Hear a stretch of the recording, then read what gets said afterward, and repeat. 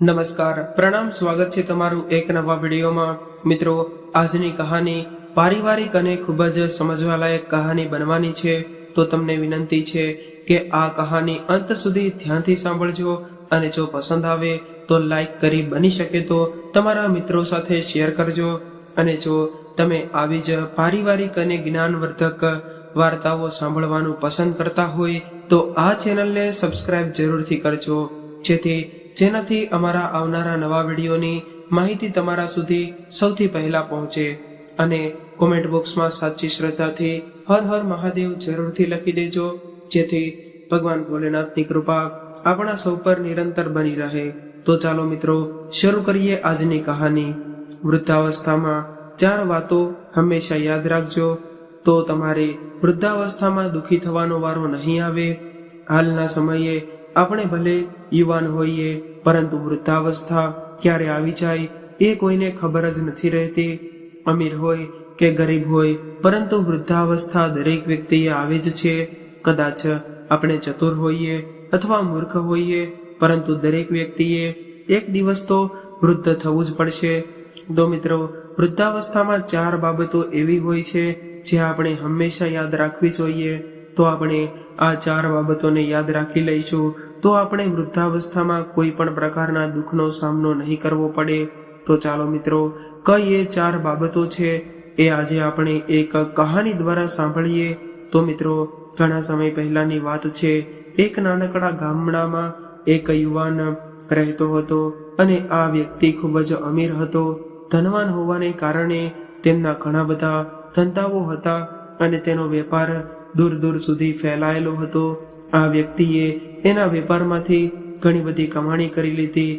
ત્યારે એક દિવસ એના માતા પિતાએ એને કહ્યું કે દીકરા, તે તારી મહેનતથી તારો ધંધો ખૂબ જ મોટો કર્યો છે, અને આ ધંધામાંથી તે ઘણી બધી સંપત્તિ મેળવી છે, એટલે હવે અમે એવું ઈચ્છીએ છીએ કે તું વિવાહ કરીને આપણા પરિવારને આગળ લઈ જા। હવે તારી વિવાહ કરવાની ઉંમર થઈ ગઈ છે, એટલે તારે વિવાહ કરી લેવા જોઈએ।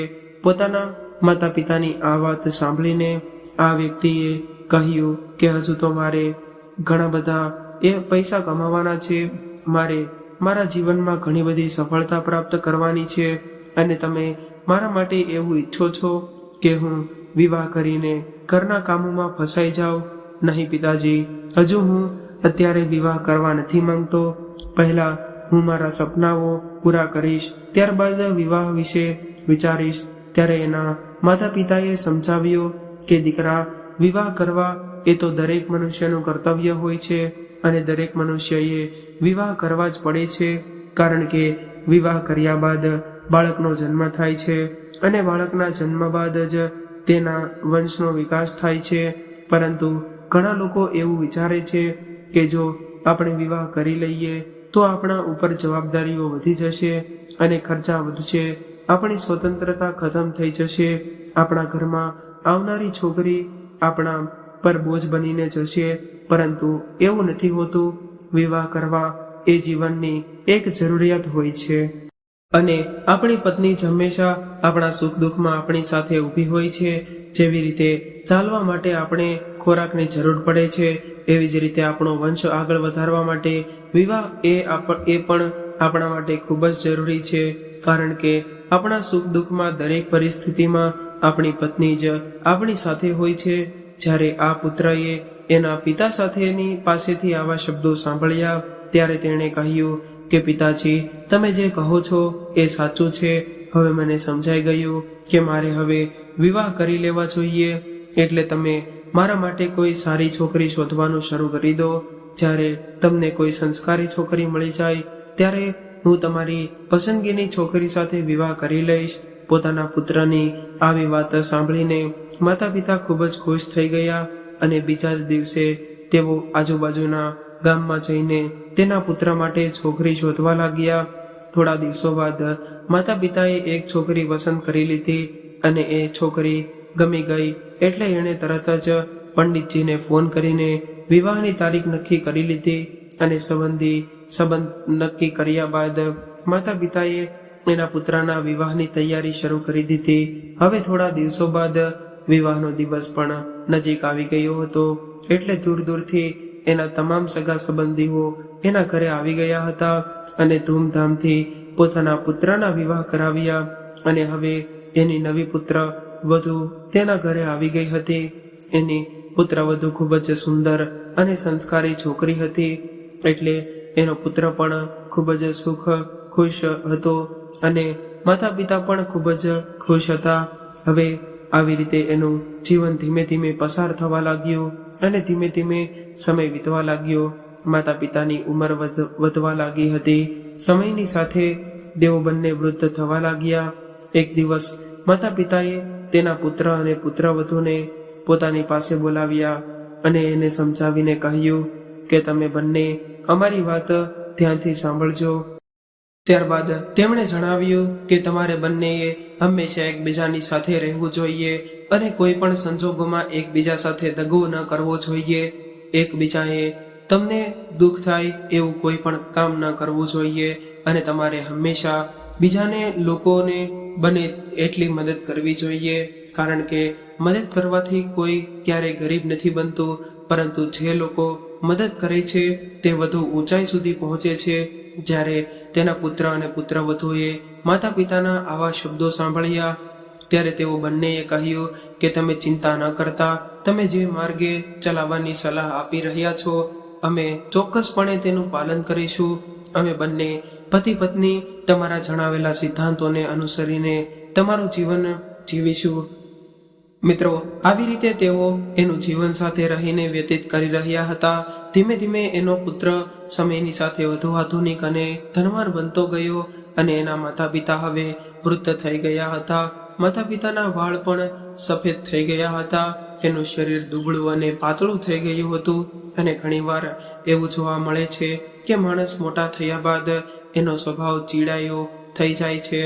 હવે આ માતા પિતા પણ વૃદ્ધ થઈ ગયા, જેનાથી આખો દિવસ જુદી જુદી વાતો કરતા રહેતા, જેને એટલે તેની વહુએ તેનું આવું વર્તન પસંદ નહોતું અને એ ગુસ્સે થઈ જતી, કારણ કે એની નારાજગીનું કારણ એ હતું કે એના સાસુ સસરા પૈસા બાબતે વારંવાર તેમની સાથે ઝઘડો કરવા લાગ્યા હતા. તેનો પતિ સાંજે ઘરે આવતો ત્યારે પત્ની એને કહેતી કે તમારા માતા પિતા મારી સાથે રોજ કોઈને કોઈ મુદ્દે ઝઘડો કરે છે અને જુઓ એ મારી સાથે આવી રીતે ઝઘડો કરતા રહેશે, અને જો તમારા માતા પિતા મારી સાથે હંમેશા આવું જ વર્તન કરતા રહેશે તો એક દિવસ હું આ ઘર છોડીને મારા પિયરમાં ચાલી જઈશ. હવે આ વ્યક્તિ એની પત્નીના આવા શબ્દો સાંભળીને એના માતા પિતાને સમજાવીને કહેવા લાગ્યો કે તમે મારી પત્ની સાથે આવું વર્તન શા માટે કરો છો? ત્યારે એના માતા પિતાએ કહ્યું કે ઝઘડો અમે નથી કરતા, પરંતુ તારી પત્ની કરે છે.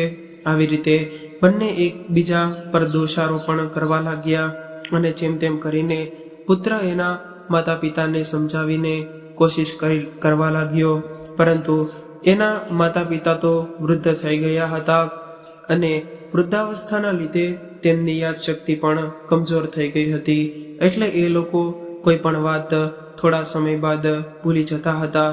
એને લીધે તેઓ ખૂબ બીજા દિવસે એની પુત્રવધુ સાથે ઝઘડો કરવાનું શરૂ કરી દેતા અને જ્યારે થોડા દિવસો સુધી આવું ચાલ્યું ત્યારે એનો દીકરો આ ઝઘડાને કારણે ખૂબ જ પરેશાન રહેવા લાગ્યો અને એની પત્ની પણ રોજના ઝઘડાથી કંટાળી ગઈ હતી.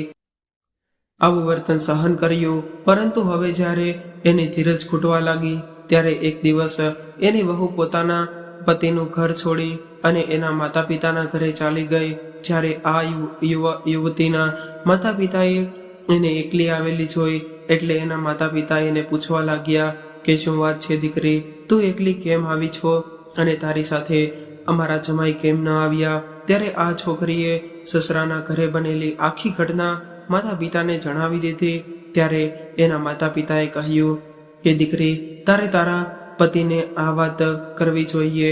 પિતાજીની વાત સાંભળીને એની દીકરીએ કહ્યું કે મેં એને ઘણું બધું કહ્યું હતું અને એણે એના માતા પિતાને ઘણા પણ સમજાવ્યા હતા, પરંતુ એ લોકો કોઈનું સાંભળવા માટે તૈયાર જ નથી.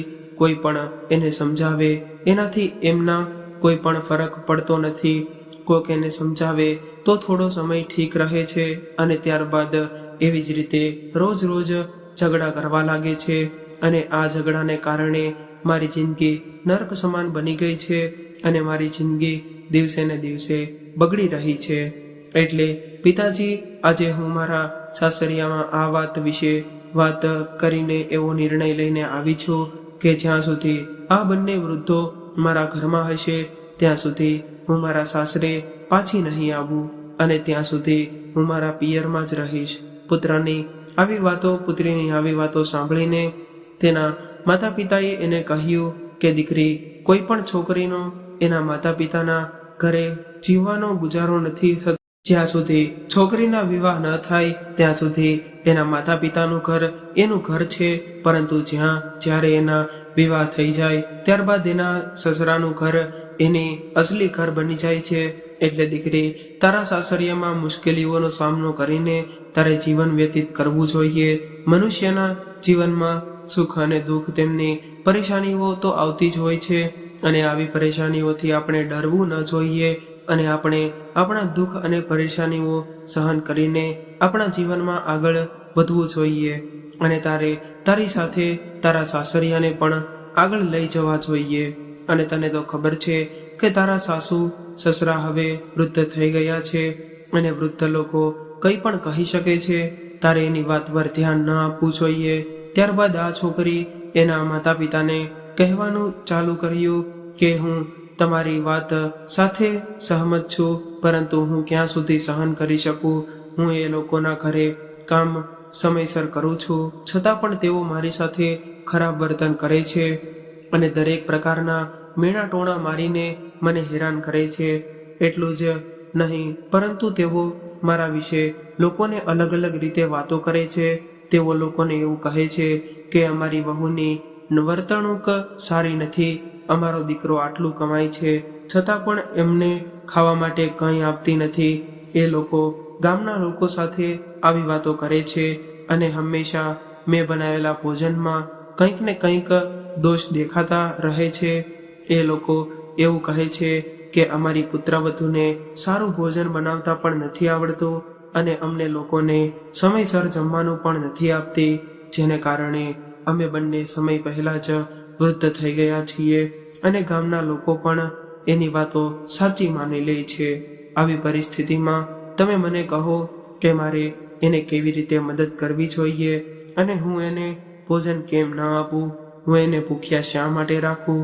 જ્યારે પિતાજીએ એની પુત્રીના આવા શબ્દો સાંભળ્યા ત્યારે તેઓ તેની પુત્રીના દુઃખને જોઈને ખૂબ જ દુઃખી થવા લાગ્યા અને કહેવા લાગ્યા કે દીકરી, તું ચિંતા ન કર, હું તારી સાથે તારા સાસરિયામાં આવીને તારા પતિ અને તારા સસરા સાથે વાત કરીશ અને તેને પૂછીશ કે તેઓ તારી સાથે આવું વર્તન શા માટે કરે છે.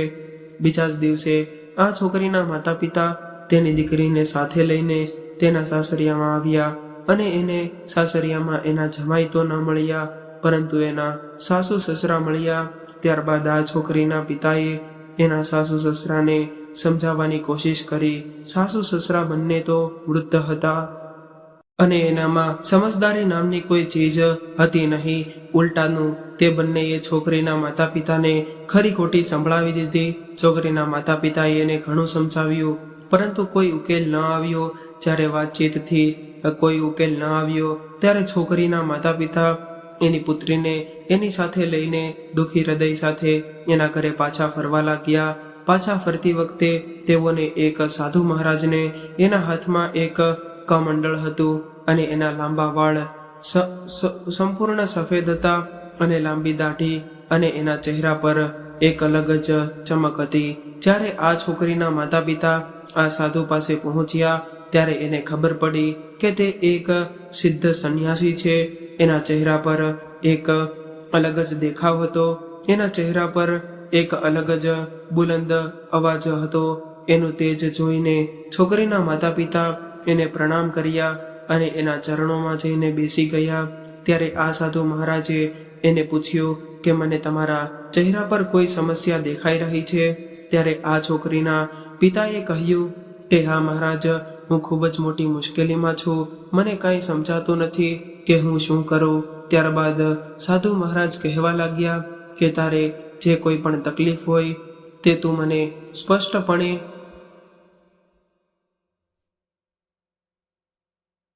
જણાવી દે, હું ચોક્કસ તારી સમસ્યાનું કોઈને કોઈ સમાધાન શોધી આપીશ. ત્યારે છોકરીના પિતાએ કહ્યું કે ગુરુદેવ, થોડા વર્ષો પહેલા મેં મારી છોકરીના વિવાહ પાડોશના ગામમાં કરાવ્યા હતા. મેં જે ઘરમાં મારી છોકરીને પરણાવી હતી એ ઘરના લોકો ખૂબ જ સારા હતા. તેઓ ખૂબ જ શ્રીમંત છે. મેં જે છોકરી સાથે મારી દીકરીના વિવાહ કરાવ્યા હતા તે છોકરો પણ સારો છે, પરંતુ એના માતા પિતા મારી પુત્રીને ખૂબ જ પરેશાન કરે છે, જેને કારણે મારી દીકરી એના સાસરિયાનું ઘર છોડીને મારી પાસે પાછી આવી ગઈ છે અને મારી સાથે રહેવા માટે મક્કમ છે. હવે મારી આવી પરિસ્થિતિમાં મને જણાવો કે કેવી રીતે એક પિતા એની પરિણીત પુત્રીનું જીવન બગાડી શકે. અને છોકરીના પિતાની આવી વાતો સાંભળીને આ સંન્યાસી મહારાજે કહ્યું કે જો એવું હોય તો મને એ લોકો પાસે લઈ જા, કંઈક શીખ આપીશ અને હું એને કેટલીક વાતો જણાવીશ. જો એ આ વાતોને સમજીને એના જીવનમાં લાગુ કરશે તો તમારી દીકરી પણ હંમેશા ખુશ રહેશે અને એ લોકો પણ ખુશ રહેશે. કારણ કે એ લોકોને ક્યારેય કોઈએ કહ્યું નથી કે વૃદ્ધાવસ્થામાં આ 4 વાતોને હંમેશા યાદ રાખવી જોઈએ. એટલે જ તેઓની આ દુર્દશા છે. અને એની સાથે તમારી પુત્રી અને જમાઈ પણ મુશ્કેલીનો સામનો કરી રહ્યા છે. જ્યારે છોકરીના માતા પિતાએ આ સિદ્ધ સંન્યાસીના આવા શબ્દો સાંભળ્યા ત્યારે તેઓ ખુશ થઈ ગયા અને સાધુ મહારાજને પોતાની સાથે તેની પુત્રીના સાસરિયામાં લઈ ગયા. અને જ્યારે તેઓ વેવાણના ઘરે પહોંચ્યા ત્યારે સાધુ મહારાજે આ છોકરીના માતા પિતાને એના ઘરના દરવાજાની બહાર ઊભા રહેવાનું કહીને સાધુ મહારાજે એના ઘરના પ્રવેશ કર્યો. ત્યારબાદ આ છોકરીના માતા પિતાએ બહારથી જોયું ત્યારે બંને વૃદ્ધો ઘરની અંદર બેઠા હતા અને સાધુ મહારાજને જોઈને તેઓ બંને ઊભા થઈ ગયા અને સાધુ મહારાજને બેસવા માટે આસન આપ્યું. ત્યારબાદ છોકરાના માતા પિતાએ આ સિદ્ધ સંન્યાસી મહારાજને જમવાનું પૂછ્યું ત્યારે સાધુ મહારાજે એને એવું કહ્યું કે હું તમારા ઘરે ભોજન કરીશ, પરંતુ એના પહેલા તમારે મારા માટે એક કાર્ય કરવું પડશે. સંન્યાસી મહારાજની આવી વાતો સાંભળીને બંને વૃદ્ધ દંપતીએ કહ્યું કે અમે તમારી બધી જ વાત સ્વીકારવા માટે તૈયાર છીએ, પરંતુ પહેલા તમે અમારું ભોજન કરો. ત્યારબાદ સાધુ મહારાજ કહેવા લાગ્યા કે મેં એવું સાંભળ્યું છે કે તમે લોકો વૃદ્ધ થઈ ગયા છો અને વૃદ્ધ થવાને કારણે તમે તમારી વહુને પરેશાન કરી રહ્યા છો અને એની સાથે તમારી વહુ પણ તમને પરેશાન કરે છે. સાધુ મહારાજની આવી વાત સાંભળીને બંને પતિ પત્નીએ એવું કહ્યું કે મહારાજ, તમે સાચું સાંભળ્યું છે. અમે બંને તો વૃદ્ધ થઈ ગયા છીએ અને અમારી વહુ અમને માન સન્માન નથી આપતી અને હંમેશા અમને પરેશાન કરતી રહે છે. એને ખબર નથી કે જેવી રીતે અમે વૃદ્ધ થઈ ગયા છીએ એવી જ રીતે થોડા સમય બાદ એ પણ વૃદ્ધ થવાના જ છે અને આ બધું જાણવા છતાં પણ એ અમને બંનેને ખૂબ જ પરેશાન કરે છે. ત્યારે સાધુ મહારાજ કહેવા લાગ્યા કે તમે ચિંતા ન કરો, હું તમારી બધી જ સમસ્યાઓનો અંત લાવી દઈશ, પરંતુ એના માટે તમારે મારી 4 વાતો સ્વીકારવી પડશે. જો તમે મારી આ 4 વાતોનો સ્વીકાર કરશો અને તમે એને તમારા જીવનમાં ઉતારશો તો ત્યારબાદ તમે તમારી વૃદ્ધાવસ્થા ખૂબ જ ખુશીથી પસાર કરી શકશો. હું તમને તમારા સુખી જીવન માટે 4 વાતો કહું છું. એને તમારા જીવનમાં અપનાવવાથી તમે હંમેશા ખુશ રહેશો અને તમારી પુત્રવધુ અથવા તો પુત્ર સાથે તમને ક્યારેય પરેશાની નહીં કરે. આટલું કહીને સાધુ મહારાજે કહેવાનું શરૂ કર્યું કે પહેલી વાત એ છે કે તમારે કંઈ પણ બોલતી વખતે તમારી વાતો પર ધ્યાન રાખવું જોઈએ. તમારી વાણી પર ધ્યાન આપો, કારણ કે તમારી વાણીમાં એટલી બધી શક્તિ છે કે તમે તમારી વાણીથી કોઈ પણ વ્યક્તિનું દિલ જીતી શકો છો અને તમે તમારી એ જ વાણીથી કોઈ પણ વ્યક્તિને દુઃખી પણ કરી શકો છો. એટલા માટે તમારે તમારા શબ્દો પર ધ્યાન આપવું જોઈએ. જુઓ, અત્યારે તમે મારી સાથે વાત કરી રહ્યા છો તો તમારી મારી સાથે વાત કરવાની રીત કેવી છે, અને જો તમે તમારી વાત કરવાની રીત ગમશે તો હું તમારી સાથે વધારે વાતો કરીશ, અને જો મને તમારી વાત કરવાની રીત પસંદ નહીં આવે તો પછી હું તમારી હંમેશા માટે અલગ થઈ જઈશ. એટલે જ હું તમને એવું કહેવા માંગુ છું કે તમારે તમારી વાત પર ધ્યાન આપવું જોઈએ, કારણ કે બોલ્યા પહેલા તમારે 1000 વાર વિચારવું જોઈએ કે હું શું બોલી રહ્યો છું. હું જે બોલી રહ્યો છું તે સામેવાળા વ્યક્તિને નુકસાન પહોંચાડી રહ્યું છે કે એને ફાયદો થાય છે. આપણે બીજાની સામે આપણા વિચારો રજૂ કરવા જોઈએ. હું જાણું છું કે જ્યારે વ્યક્તિ વૃદ્ધ થાય છે ત્યારે એના શરીરમાં અલગ અલગ પ્રકારના ફેરફારો જોવા મળે છે. જો બીમાર હોય અને એના કારણે એ બોલતા હોય તો ઠીક છે, પરંતુ એ શું બોલે છે એ પણ એને ખબર હોવી જોઈએ. એટલે તમે હંમેશા તમારી વાત પર ધ્યાન આપો કે તમારે બીજા લોકો સાથે કેવી રીતે વાત કરવી જોઈએ.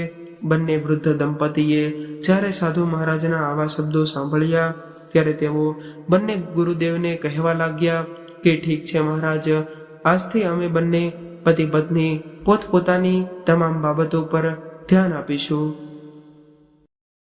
પરંતુ બીજી કઈ બાબતો છે એ પણ અમને જણાવી દો. ત્યારબાદ સાધુ મહારાજ કહેવા લાગ્યા કે આપણે યોગ્ય સમયે કંઈક માંગવું જોઈએ.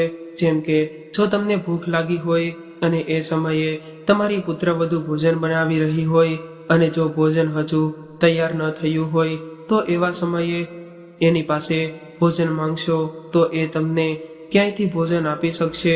અને એવું માની લ્યો કે તમારી પુત્રવધુ કદાચ સ્નાન કરતી હોય અને તમે એની પાસે કોઈ વસ્તુ માંગી રહ્યા હોય તો એ આવી સ્થિતિમાં તમને વસ્તુ આપવા માટે તમારી પાસે ન આવી શકે અને તમે એની સાથે એ સમયે આ બાબતને લઈને ઝઘડો કરવા લાગ્યો હોય તો તમારું વર્ણન યોગ્ય ન કહેવાય. તમારે એ સમજવું જોઈએ કે વૃદ્ધાવસ્થા અને યુવાની વચ્ચે કેટલો બધો તફાવત હોય છે. યુવાનીમાં આપણે બીજા માટે કોઈ કમાઈએ છીએ અને વૃદ્ધાવસ્થામાં આપણે જે પણ માંગીએ છીએ એ મેળવીએ છીએ, પરંતુ વૃદ્ધાવસ્થામાં આપણે બીજા લોકો પર નિર્ભર હોઈએ છીએ અને કોઈ પણ બીજા વ્યક્તિ કદાચ તમારો ખુદનો પુત્ર હોય તો પણ એ પહેલા એનું કામ પૂરું કરશે અને એનું કામ પૂરું થયા બાદ એ લોકો આપણું કામ કરવાના છે. એટલે વૃદ્ધાવસ્થામાં આપણે ધીરજ રાખવી જોઈએ. એવું નથી હોતું કે આપણે કંઈ પણ બોલીએ એટલે તરત જ એ આપણી સામે આવી જાય. આવું ક્યારેય ન થઈ શકે. અને આ વાત પર યાદ રાખજો કે જો વહુ ક્યાંય ગઈ હોય અથવા તો કોઈ કામમાં વ્યસ્ત હોય અને તમે જે કહો છો એનો અવાજ એના કાન સુધી ન પહોંચ્યો હોય અને આવી સ્થિતિમાં જો તમે તમારી વહુ પાસેથી કંઈક માંગી રહ્યા હોય તો એ તમને કેવી રીતે આપી શકે. અથવા તો વહુની તબિયત સારી ન હોય અને એ પથારીમાંથી ઉઠવામાં પણ અસમર્થ હોય અને આવી સ્થિતિમાં જો તમે તમારી વહુ પાસેથી કંઈક માંગશો તો તમારી આવી સ્થિતિમાં એ તમારી પાસે કેવી રીતે આવી શકશે. અને તમે લોકો તમારી વહુ પર આ વાતો માટે ગુસ્સે થાવ અને એવું કહેવા લાગો છો કે તમારી વાત સાંભળતી નથી, તો તમારો આવો વિચાર ખોટો છે. એટલા માટે તમારે એ પહેલા એ જોવું જોઈએ કે તમારી વહુ તમારો અવાજ સાંભળી રહી છે કે નહીં અને તમે એની પાસેથી જે કંઈ પણ વસ્તુ માંગો છો એ વસ્તુ તમારા ઘરમાં હાજર છે કે નહીં. સંન્યાસીનું બીજું નિવેદન સાંભળીને વૃદ્ધ દંપતીએ કહેવાનું શરૂ કર્યું કે સાધુ મહારાજ, અમે બંને પહેલા ખોટા હતા એ અત્યારે અમને સમજાયું છે. અને ત્યારબાદ સંન્યાસી કહેવા લાગ્યા કે મારી વાત હજુ પૂરી નથી થઈ. હવે મારી ત્રીજી વાત સાંભળજો કે કદાચ તમારી વહુથી ક્યારેય ભોજન બનાવતી વખતે કંઈક ભૂલ થઈ જાય ત્યારે તમારે એના પર ગુસ્સો ન કરવો જોઈએ. માની લ્યો કે તમારી વહુ રસોઈ બનાવી રહી હોય અને એનું ધ્યાન બીજે ક્યાંય ગયું હોય, કારણ કે ઘરના બધા કામો હોય છે. આવી પરિસ્થિતિમાં રસોઈ બનાવતી વખતે રસોઈમાં મીઠું વધારે નખાઈ ગયું હોય અથવા તો ઓછું નખાઈ ગયું હોય અથવા તો મરચાં ઓછા વધુ થઈ ગયા હોય અને કદાચ ભૂલથી એ ભોજન એણે તમારી પાસે પીરસી દીધું હોય ત્યારે તમે એને ચાખીને મોઢું બગાડવા લાગો અને કહેવા લાગો કે ખોરાકમાં સ્વાદ નથી અને એમાં તમામ પ્રકારની ખામી કાઢવાનું શરૂ કરી દો છો. તો આ ભોજનમાં આ ખામી છે અથવા તો તમે ભોજન બનાવતા નથી આવડતું. આવું બોલતા પહેલા તમારે વિચાર કરવો જોઈએ કે તમે પણ એક સમયે યુવાન હતા અને તમે પણ ખોરાક બગાડતા હતા. તો શું તમારા માતા પિતા પણ તમારી સાથે આવું વર્તન કરતા હતા? એવું તમે અત્યારે તમારી પુત્રવધુ સાથે કરી રહ્યા છો. આવા સમયે તમારે તમારી પુત્રવધુ પર ગુસ્સો કરવાની જગ્યાએ એને પ્રેમથી સલાહ આપવી જોઈએ કે ખોરાકમાં આ સામગ્રી ઓછી છે, એટલે હવે બીજી વખત ધ્યાન રાખજો. એટલે ભોજન બનાવતી વખતે પુત્રવધુથી કદાચ ક્યારેક કોઈ ભૂલ થઈ જાય તો એ ભૂલનો આપણે સ્વીકાર કરવો જોઈએ અને આપણી પુત્રવધુનું રક્ષણ કરવું જોઈએ. કદાચ તમે તમારી પુત્રવધુને પ્રેમથી કહો છો તો એ સાંભળીને એને પણ ખુશી થશે અને એ એવું કહેવા લાગશે કે મારા સાસુ અને સસરા ખૂબ જ સારા છે અને એ લોકો મને સમજે છે, પરંતુ તમે લોકો હંમેશા એના બનાવેલા ભોજનમાં નવી નવી ખામીઓ શોધતા રહો છો અને એને એવું કહો છો કે આ વસ્તુની કમી છે અને તે વસ્તુની કમી છે. આવી રીતે વારે વારે ટોકવાથી એને ઘણું દુઃખ લાગે છે અને તમે લોકો પણ હંમેશા પરેશાન થઈ જાઓ છો. એટલે ભવિષ્યમાં તમારે એ વાતનું ધ્યાન રાખવું પડશે કે ગમે તેવી પરિસ્થિતિ હોય, પરંતુ પુત્રવધુને પ્રેમથી કહેવાનું ચાલુ કરો. ત્યારબાદ તમારી પુત્રવધુ તમને એના માતા પિતાથી જેમ સાચવવા લાગશે. મહાત્માજીની આ વાત સાંભળીને બંને પતિ પત્ની કહેવા લાગ્યા કે ગુરુદેવ, અમે તમારી ત્રણેય વાતો ખૂબ જ સારી રીતે સમજી ગયા છીએ. હવે કૃપા કરીને અમને ચોથી વાત પણ જણાવી દો. ત્યારે સાધુ મહારાજ કહેવા લાગ્યા કે થોડી ધીરજ રાખો, હું ચોથી વાત પણ તમને જણાવું છું. અને ચોથી વાત એ છે કે તમારે તમારા પરિવારની પરિસ્થિતિ વિશે ક્યારેય બીજા લોકોને ન કહેવું જોઈએ. જેવી રીતે કે તમારા પરિવારમાં પૈસાની સમસ્યા હોય, અથવા તો પરિવારમાં કોઈ પણ પ્રકારનો કલેશ હોય, અથવા તો તમારી વહુ સારી ન હોય, અથવા તો સારું ભોજન ન બનાવતી હોય, તમારા પરિવારમાં કોઈ પણ પ્રકારની સમસ્યા હોય અને તમે એ સમસ્યા અન્ય લોકો સાથે શેર કરો છો, તો તમારા માટે આવું કરવું બિલકુલ યોગ્ય નથી. કારણ કે જ્યારે તમે બહારના લોકોને તમારા ઘરની સમસ્યાઓ વિશે જણાવો છો તો બહારના લોકો તમારા ઘરની સમસ્યાઓ જાણીને ખુશ થશે. તમારી સામે તો સહાનુભૂતિ દર્શાવવાનો ઢોંગ કરશે, પરંતુ જ્યારે તેઓ તમારાથી દૂર જશે ત્યારે એ લોકો તમારી પીઠ પાછળ તમારી મજાક ઉડાડશે અને એ લોકો તમારી એક વાતની 4 વાતો બનાવીને આખા ગામમાં જાહેર કરશે, જેનાથી તમારી અને તમારી પુત્રવધુની ઇજ્જતના આબરૂ ઓછા થઈ જશે. અને બહારના લોકો તો તમારા ઘરના કલેશને ઉકેલવાને બદલે તમારા ઘરમાં વધારે સમસ્યાઓ ઊભી કરવા લાગશે. અને રોજ રોજ આવું કરવાથી તમે તમારા પુત્ર અને પુત્રવધુની નજરમાં નીચા પડી જશો. એટલે તમારા ઘરમાં કોઈ પણ સમસ્યા હોય તો યાદ રાખો કે ક્યારેય પણ બહારના લોકોને એ વાતની જાણ ન કરો, નહીતર આ લોકો તકનો લાભ ઉઠાવવા લાગશે અને તમારા ઘરને બરબાદ કરી દેશે, જેને કારણે તમે હંમેશા માટે ભોગવતા રહેશો. અને હવે આ બંને પતિ પત્ની સિદ્ધ સંન્યાસી મહારાજની આવી વાત સાંભળીને કહેવા લાગ્યા કે અમે લોકોએ ખૂબ જ મોટી ભૂલ કરી છે અને અમે લોકો અમારા ઘરની આવી પરિસ્થિતિને લીધે ખૂબ જ પરેશાન છીએ.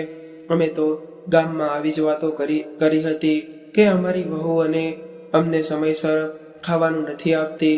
ત્યારે સંન્યાસી કહેવા લાગ્યા, એટલે જ તે હું તમને સમજાવું છું કે જો તમે લોકો આખા ગામમાં તમારા ઘરની આવી વાતો ફેલાવતા રહેશો તો તમારે હંમેશા પરેશાન થવું પડશે. એટલે આજથી તમારી આવી વાત સાંભળી લો કે બહારના લોકોને તમે ક્યારેય પણ તમારા ઘરની વાતો વિશે નહીં જણાવો. અને મેં તમને તમારા જીવનમાં ઉતારવા જેવી જે 4 વાતો જણાવી છે એ યાદ રાખજો. કારણ કે જે વૃદ્ધ વ્યક્તિ થાય છે એ વ્યક્તિ આ 4 વાતોને પોતાના જીવનમાં અપનાવે છે અને તેનો અમલ કરે છે, એને જીવનમાં ક્યારેય પણ કોઈ પણ પ્રકારના દુઃખ અથવા તો સમસ્યાઓનો સામનો નથી કરવો પડતો અને એ લોકો હંમેશા ખુશ રહે છે અને એના ઘરમાં હંમેશા સુખ શાંતિ બનેલી રહે છે, જેને કારણે એના પરિવારમાં કોઈ પણ સમસ્યા નથી આવતી. આ સમયે જ એનો પુત્ર અને પુત્રવધુ પાછળથી બધી વાતો સાંભળી રહ્યા હતા. આ 4 વાતો પૂરી થયા બાદ તેઓ એનો પુત્ર અને પુત્રવધુ આ સિદ્ધ સંન્યાસી મહારાજ પાસે આવ્યા અને એને જોઈને સાધુ મહારાજ કહેવા લાગ્યા કે તમે પણ અમુક વાતો ધ્યાનમાં રાખજો કે તમારા જીવનમાં હંમેશા ઉપયોગી થશે.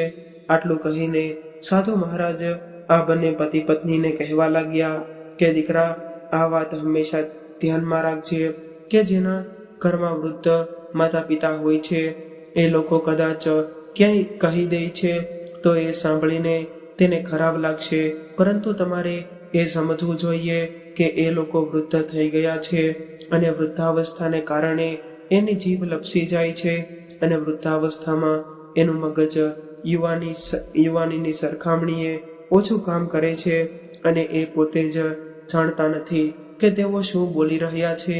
ત્યારે તમારે એ યાદ રાખવું જોઈએ કે આ વૃદ્ધ લોકો છે, તેઓ કંઈ પણ કહી શકે છે, એમની વાત પર ધ્યાન આપે છે અને હંમેશા પરેશાન રહે છે અને એની પત્ની તેમજ એના પરિવારના સભ્યો પણ પરેશાન રહે છે, કારણ કે વૃદ્ધાવસ્થામાં કોઈ પણ વ્યક્તિ કંઈ પણ કહી શકે છે અને ગમે ત્યાં જઈ શકે છે અને એ પોતે જાણતા નથી કે હું શું કહી રહ્યો છું અને શું કરી રહ્યો છું.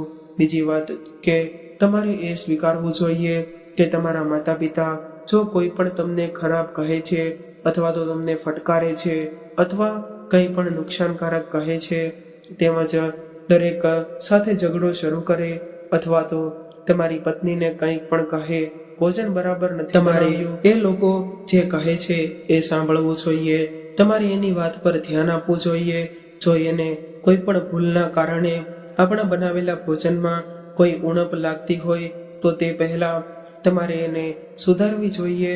જો ભોજન બનાવવામાં કોઈ પણ ઉણપ ન હોય તો એની વાત પર ધ્યાન ન આપીને તમારે મૌન થવું જ પડશે, કારણ કે વૃદ્ધાવસ્થાના સમયે એ લોકો કંઈ પણ કહી શકે છે. વૃદ્ધાવસ્થામાં તેઓ હંમેશા ખોટી વાતો કરતા રહે છે. જો તમે લોકો કોઈ ખોટું કામ કરશો તો એ લોકો તમને ચોક્કસપણે રોકવાના છે, કારણ કે તેઓ તમારા કરતાં વધુ અનુભવી ધરાવે છે. તેઓ એ જાણે છે કે કયું કામ તમારા હિતમાં છે અને કયું કામ તમને નુકસાનકારક છે. આવી પરિસ્થિતિમાં જ્યારે તમે કોઈ કામ કરી રહ્યા હોય અને તમારા વડીલો એ જોઈને તમને એ કામ કરવાથી રોકી રહ્યા હોય તો તમારે એની વાતને નજરઅંદાજ ન કરવી જોઈએ, કારણ કે એ લોકો એના અનુભવને આધારે આવું કહેતા હોય છે. એ લોકો જાણતા હોય છે કે શું કરવાથી તમને ફાયદો થશે અને શું કરવાથી તમને નુકસાન થશે. એટલે તમારે હંમેશા ન પડવું જોઈએ. મુશ્કેલીમાં તમે ન પડો એની વાત માનવી પડશે. અને પુત્રવધુ અને પુત્ર એ પણ સમજવું જોઈએ કે કોઈ પણ વ્યક્તિના માતા પિતા એની વૃદ્ધાવસ્થામાં કંઈ પણ કહી શકે છે. એની વાતનું આપણને ખરાબ ન લાગવું જોઈએ, કારણ કે વૃદ્ધ વ્યક્તિની બુદ્ધિમાં અને નાના બાળકોની બુદ્ધિમાં ઝાઝો ફરક નથી હોતો. તો મિત્રો, હું આશા રાખું છું કે તમને આ કહાની પસંદ આવી હશે, અને જો આ કહાની પસંદ આવી હોય તો વિડીયોને લાઈક કરી અને તમારા મિત્રો સાથે શેર કરજો, અને નવા હોય તો ચેનલને જરૂરથી સબસ્ક્રાઈબ કરજો. ત્યાં સુધી સૌને મારા હર હર મહાદેવ.